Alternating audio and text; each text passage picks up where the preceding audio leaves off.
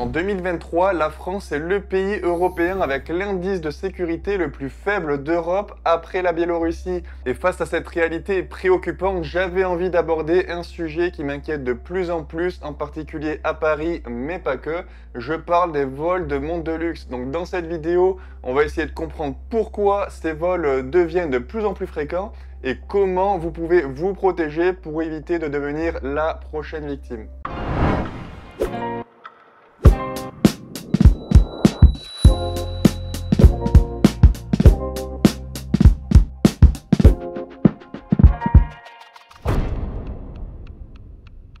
Pour expliquer la montée de ces vols, il suffit tout simplement de regarder le marché de l'horlogerie d'occasion qui approche actuellement les 20 milliards d'euros et il devrait atteindre les 35 milliards d'euros d'ici 2030. Ça représente déjà la moitié de la taille du marché des montres neuves alors qu'il se porte extrêmement bien lui aussi. En plus de ça, on l'a vu dans la vidéo que j'ai faite il y a 2 semaines, certains modèles sont vraiment très compliqués à avoir même quand on a suffisamment d'argent pour l'acheter puisque la demande est beaucoup plus haute que l'offre. En particulier chez Rolex, Patek Philippe et Audemars Piguet. Ça rajoute encore de la désirabilité, donc on sait qu'une fois qu'on l'aura volée, on pourra la revendre assez facilement, puisque on trouvera toujours un client qui voudra cette pièce, même s'il se doute qu'elle a été volée, évidemment. On a des gens qui prennent des risques pour voler un smartphone à 800 €, alors imaginez de quoi ils sont capables pour voler une montre qui se revend des fois plus de 20 000 €. C'est de l'argent facile pour eux, les bijoux c'est souvent beaucoup moins cher, les smartphones, c'est de plus en plus compliqué à débloquer le code, etc.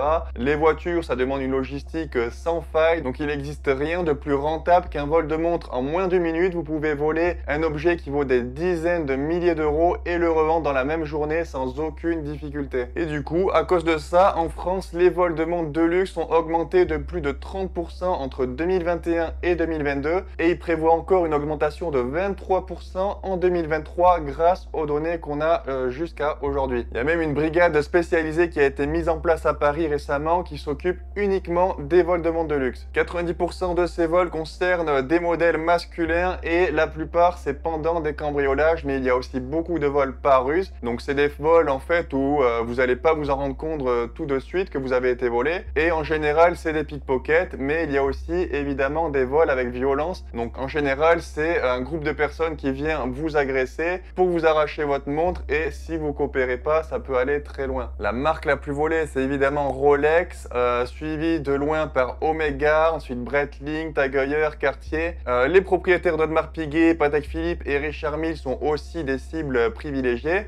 Mais comme ces montres sont beaucoup plus rares, eh bien, elles sont forcément beaucoup moins volées. Pour éviter d'être une victime de ces vols, il y a plusieurs choses que je vous recommande de faire ou au contraire de ne pas faire. Premièrement, c'est d'éviter de poster votre montre sur les réseaux sociaux, ça c'est un classique, mais il y a encore plein de gens qui postent toute leur collection dans les groupes Facebook par exemple, alors qu'ils laissent la plupart de ces montres directement chez eux sans prendre aucune précaution, alors que c'est évident qu'il y a des personnes malhonnêtes qui sont sur ces groupes de passionnés pour un peu repérer leur prochaine cible, quoi. Deuxièmement, il faut jamais dire quand est-ce que vous partez en vacances sur les réseaux sociaux. Moins il y a de gens qui le savent, mieux c'est. Et le combo perdant, voilà, c'est vraiment de prendre une photo de sa montre au bord de la plage en écrivant par exemple je profite de ma Rolex en vacances. Là, vous prévenez tout le monde que vous êtes pas chez vous déjà et ensuite que vous êtes sûrement un passionné d'horlogerie et qu'il y a potentiellement des montres à voler sans aucune surveillance à votre domicile. Quand vous avez une collection qui a de la valeur, le mieux c'est de mettre la plupart des montres dans un coffre à la banque, c'est environ 100 € par an, et vous laissez voilà 3 ou 4 montres chez vous dans des cachettes différentes évidemment, et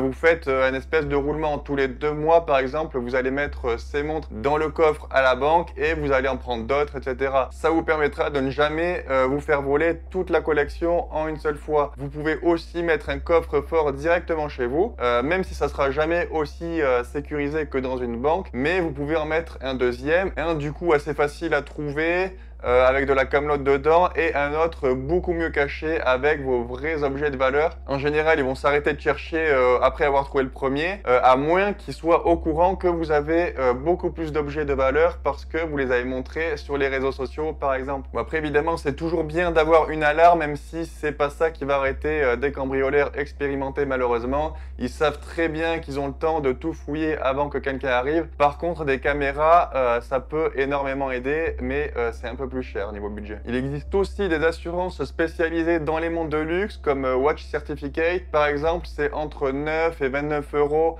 par mois suivant le prix des montres et ça couvre tous les types de vols et même les dommages accidentels. Je trouve que c'est une bonne solution quand on a une montre voilà, qui coûte vraiment cher, mais par contre ça va pas vous protéger contre les agressions et les cambriolages. Donc vous aurez toujours ce traumatisme d'avoir été agressé dans la rue ou si c'était un cambriolage, voilà, pour ceux qui l'ont vécu, ils décrivent un peu ça comme un viol de leur intimité. Donc ça malheureusement c'est inévitable juste avec une assurance. Et depuis l'année dernière et pour la première fois au monde, une marque de luxe propose directement une assurance contre les vols et j'espère du coup que ça va inspirer d'autres marques plus tard. Donc c'est une assurance qui garantit le remplacement, le remboursement ou la réparation si votre montre Audemars Piguet a été volée ou si elle a été cassée ou endommagée. Donc moi je trouve ça super que Audemars Piguet s'est lancé là-dedans. Je sais pas ce que ça va donner.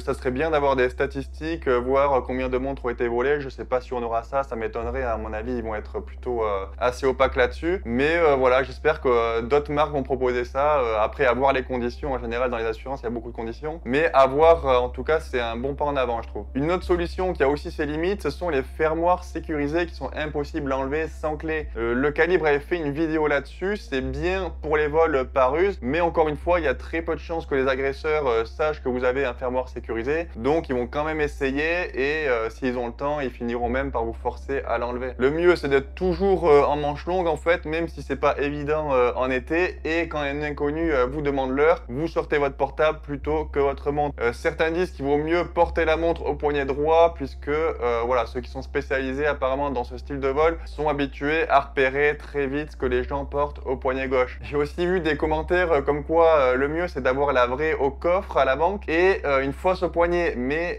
moi je trouve pas ça très intelligent. Ça vous évitera pas d'être agressé et en plus quand on achète une montre, ben, on a envie d'en profiter réellement.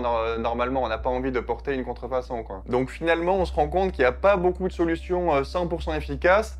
Par contre voilà, si vous combinez plusieurs des techniques que je viens de vous dire, à mon avis vous allez largement réduire les risques. C'est un fléau qui a l'air de faire que de s'amplifier au fil des années. Je me demande jusqu'où ça va aller. À mon avis, si vous voulez être sûr de ne pas être agressé pour votre montre de luxe en France, la méthode infaillible d'après moi, c'est tout simplement de ne pas porter de montre de luxe. Et pour limiter les risques de cambriolage, il faut simplement éviter de trop parler de votre passion, en particulier sur les réseaux sociaux. N'hésitez pas à aller visiter ma boutique pour voir les montres que je propose. Je fais aussi des demandes sur mesure et en ce moment il y a un concours sur ma page Instagram, le lien est dans la description de la vidéo et on se retrouve bientôt pour une nouvelle découverte horlogère.